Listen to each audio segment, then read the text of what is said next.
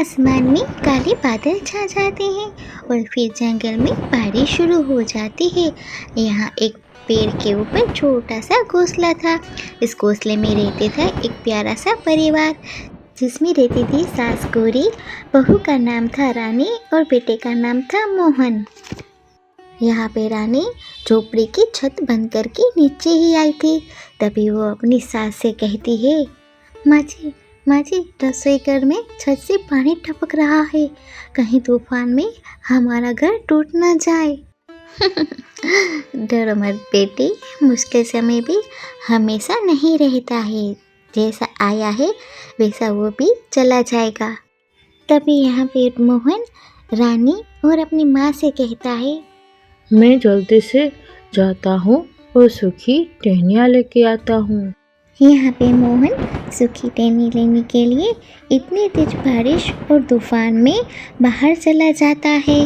यहाँ पे मोहन लकड़ियाँ ढूंढने के लिए बाहर चला गया और यहाँ पे झोपड़ी की खिड़की में से ठंडी ठंडी हवा आने लगती है। तभी यहाँ पे चीकू अपनी दादी से कहता है, दादी मुझे बहुत ठंड लग रही है। अरे मेरे लाल, तुम्हें ठंड लग रही है? आजा मेरे पास, मैं तुम्हें अपने पंखों में छुपा लेती हूँ। तभी यहाँ पे चीकू कांपते हुए अपनी दादी के पास जाता है। फिर गौरी पंख फैला के चीकू को ढक लेती है। माँ जी, आप खुद भी तो भीग रही है और आप भी बीमार पड़ जाएंगे। बेटा तुम मेरी चिंता मत कर, पहले हमें अपने बच्चे की चिंता करनी चाहिए और माँ पहले अपने बच्चे की चिंता करती है और खुद की बाद में। यहाँ पे बारिश तेज हो चुकी थी और यहाँ पे रानी को चिंता हो रही थी मोहन की, क्योंकि मोहन को गए हुए काफ़ी देर हो चुकी थी। तभी यहाँ पे रानी कहती है, हे भगवान, मेरे पति को सुरक्षित वापस जल्दी से भेज दो, मैं आपके आगे हाथ जोड़ती हूँ। तेज हवा के कारण झोपड़ी का एक हिस्सा टूट जाता है और बारिश का सारा पानी झोपड़ी के अंदर आ रहा था। तभी यहाँ पे गौरी रानी को कहती है, रानी बेटा हिम्मत रखो, मुश्किलें रोने से नहीं साथ रहने से हल होती है। तभी यहाँ पे मोहन तेज बारिश में लकड़ियाँ लेके घर की तरफ आ रहा था।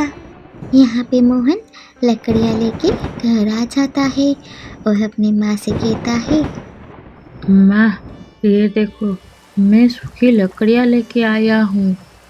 सुनिए, अब ठीक है ना? इतनी देर हो गई थी और बारिश भी जोरों से आ रही है, मुझे आपकी बहुत चिंता हो रही थी। हाँ, तुम चिंता मत करो, मैं ठीक हूँ। तुम लोगों का प्यार ही मुझे वापस ले आया है। यहाँ पे रानी और मोहन बातें ही कर रहे थे। तभी यहाँ पे गौरी को चक्कर आ रहे थे, क्योंकि उसने पूरी रात भीगते हुए निकाली थी। यहाँ पे फिर रानी रोते हुए अपनी सास से कहती है, माँ जी, अब आपकी सेवा करने की मेरी बारी है। मैं बस भगवान को यही दुआ करती हूँ कि आप जल्द से जल्द ठीक हो जाए। यहाँ पे रानी पूरी रात अपनी सास की सेवा कर रही थी। वो पत्तों से सिकाई कर रही थी। वो दाना लेके धीरे से अपनी सास को खिलाती ताकि उसकी सास जल्द से जल्द ठीक हो जाए। वो बस पूरी रात अपने सास के पास बैठी रही। फिर दूसरे दिन बारिश रुक जाती है, सब पहले जैसा हो जाता है और फिर यहाँ पे गौरी की तबीयत भी पहले के जैसी ठीक हो जाती है। तभी यहाँ गौरी अपनी बहू से कहती है, बेटी रानी, सच में तुम बहू नहीं, इस घर की बेटी हो बेटी। फिर यहाँ पे रानी और मोहन दोनों मिलके छत ठीक करने लगते हैं। फिर छत ठीक कर कर दोनों नीचे आ जाते हैं और फिर मोहन अपनी पत्नी से और अपनी माँ से कहता है, माँ, हमारा घर भले छोटा हो लेकिन प्यार से बहुत बड़ा है। तभी यहाँ रानी कहती है, जहाँ पे अपनापन हो वही ही सबसे बड़ा मेल होता है और हमें एक दूसरे को समझ के चलना चाहिए। बारिश ने उनकी झोपड़ी तोड़ दी, लेकिन रिश्ते और भी मजबूत कर दिए।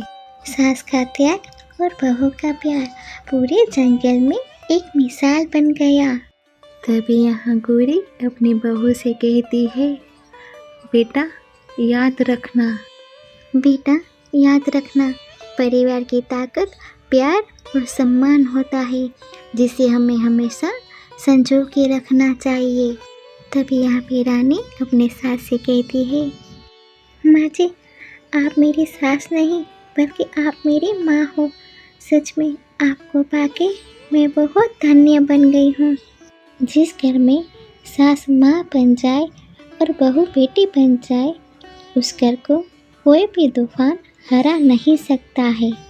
दोस्तों, अगर आपको ये कहानी अच्छी लगी हो तो वीडियो को लाइक, शेयर और चैनल को सब्सक्राइब ज़रूर करें और ऐसी नई नई कहानियाँ देखने के लिए।